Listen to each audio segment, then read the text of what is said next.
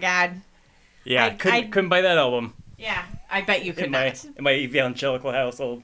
I don't know how I got away with. I think I may have. I think I may have stolen that album from someone. I can't remember who, but I know it came into my possession at some point, and I don't remember paying for it. So Marilyn might have approved. Yeah. Moral spectrum was all over the place then as now. I was gonna say he's not a good guy. Kind of never has been. I don't know. I gotta give him like feeling my little teenage witchy oats because of him, which I don't think I would have felt. I didn't know it was that I could, I don't know, look like or be like or think like any of the stuff that was in my head. Mm-hmm. I didn't think any of that was okay, like ever. I see. Okay. Until I was actually at my friend's house, and I think it might be the last song on this list. She gave me a mixtape in 7th grade. Yeah. And it had music on it that I had never heard before and did not know was like a thing that was out there. Which included Nirvana, by the way. I really did not understand who Nirvana was until I was a bit older. Yeah. But I was at when I was in house. 4th grade. Yeah, no, she had an older brother who was in college, and he was an artist. He did a bunch of the art for Zingerman's, if you know Zingerman's in Ann Arbor at all. Oh, I do, yeah. He used to do a bunch of art for them and do like graphic design for them and stuff. And he was like 25 in the mid-90s and cool as hell. Mm-hmm. And he was like, no, little sis, you need to listen to Foo Fighters. No, little sis, you will not be listening to whatever crap is out there right now. You will be listening to Fugazi. Like, she had the in on really cool music really early in life. Yeah. And I used to go over to her house and, like, have sleepovers and stuff. And we would watch, and we would stay up real late and watch MTV. And it was just when Adult Swim was getting started. And she was like, have you ever heard of Space Ghost? And I was like, you mean like the old, like, Hanna-Barbera show? Like, from the 70s? And she's like, no, check this out. And then I fell in love with, like, Brack and Zorak and, oh my God. And we were watching like late night MTV and Marilyn came on. Yeah.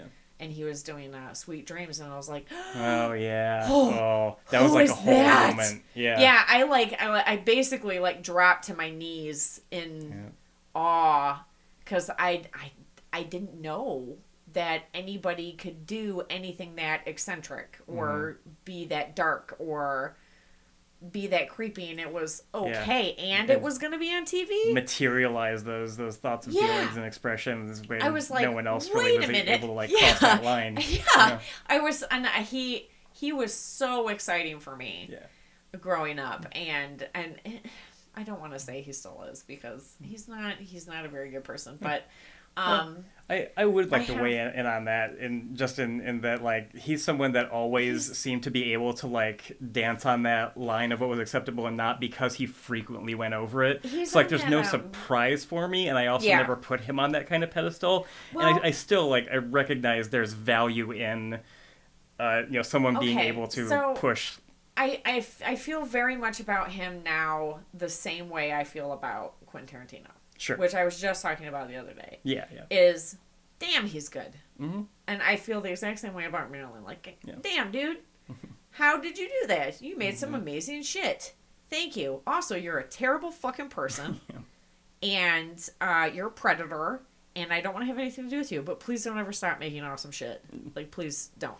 Welcome to the weird line of Woody Allen, Louis C.K., etc., fandom that's, only was significantly challenged after, I and a lot of guys like me and other people like me, like, already bought into what, in light of revelation after revelation, is, narratives maybe we shouldn't have bought into or should have examined more closely. And now it's just kind of, in my mind, that's what every fandom is for me now, is continually holding up these artists to that light and going like, all right, how much can I enjoy the material while I have suspicions?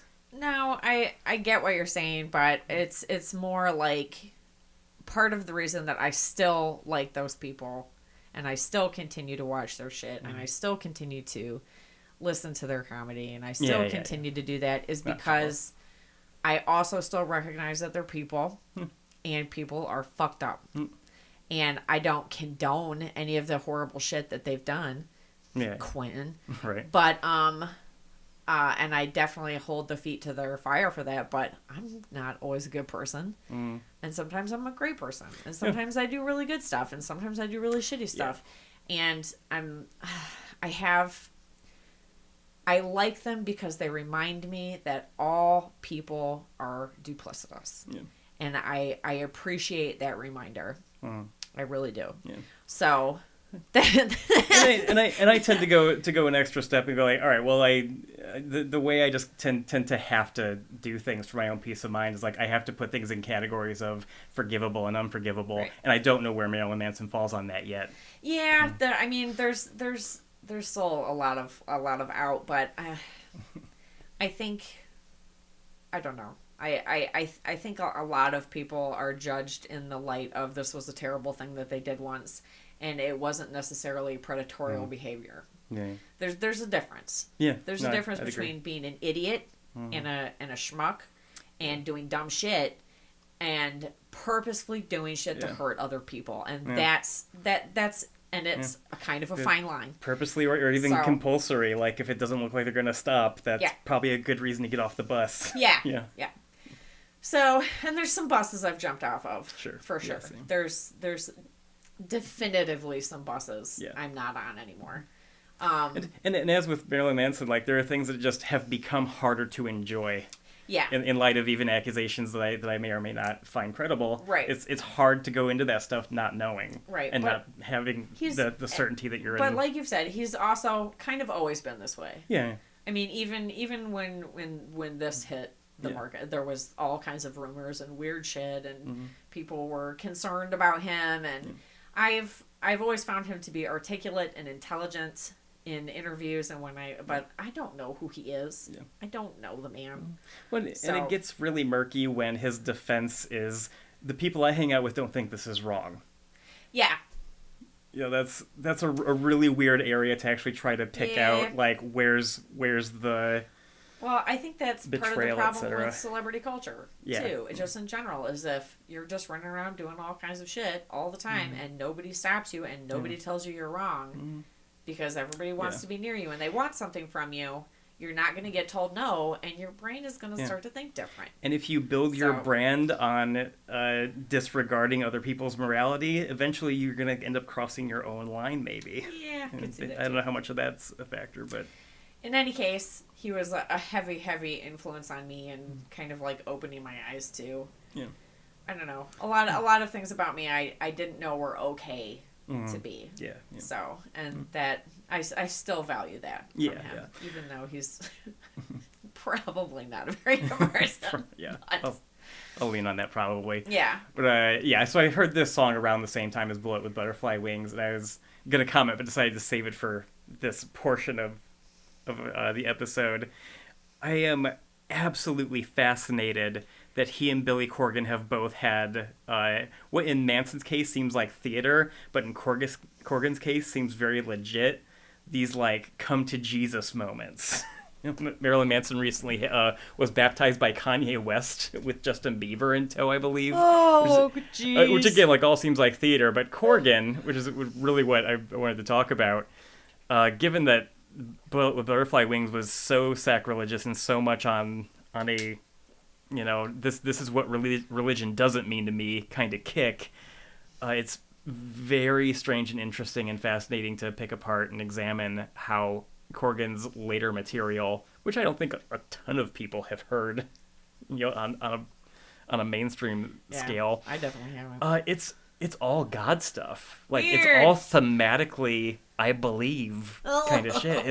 That's cringy and weird. It's tasteful and it's hipster, but it's still like pretty evangelical. It's a weird thing to consider, just given that like so much of his fan base got on board because he seemed to exemplify the opposite.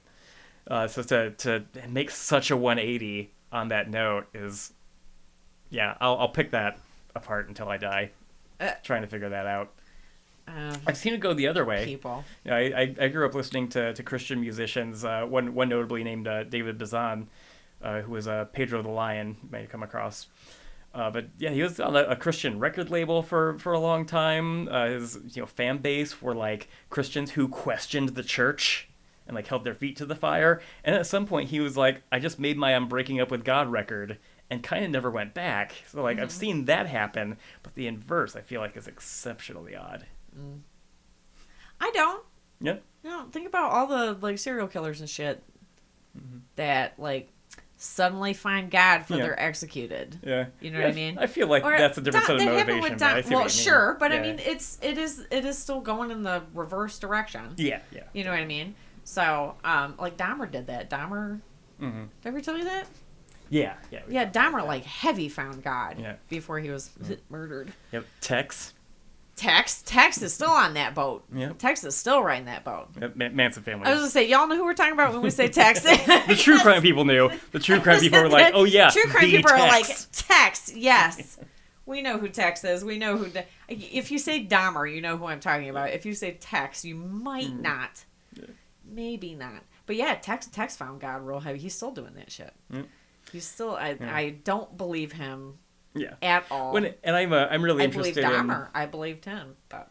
And we've talked about this. I'm really interested in John Waters' decades-long crusade to get, I believe it's Leslie, I'm going to forget her last name, but one of the Manson family trying to get her paroled. What's her last name? And it could be argued that the reason she's had such a hard time getting paroled is because she absolutely refused to go the Jesus route. Yeah, no, she's